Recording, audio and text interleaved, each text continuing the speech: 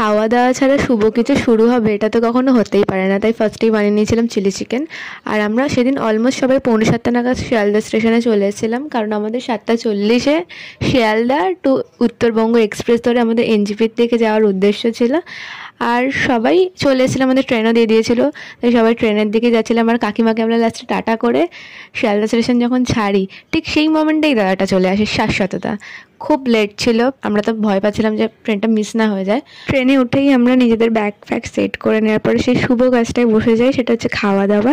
যেটা আমরা বানিয়ে এনেছিলাম চিলি চিকেন আর রুটি, ভীষণ সুন্দর খেতে ছিল। খাওয়া দাওয়ার শেষে ছিল এই সীতাভোগটা, যেটা অমৃত ছিল। এটা স্পেশালি বর্ধমানের ছিল, একজন দাদা দাঁড়িয়েছিল এটা নিয়ে আমাদের জন্য, তাকে অনেক থ্যাংক ইউ।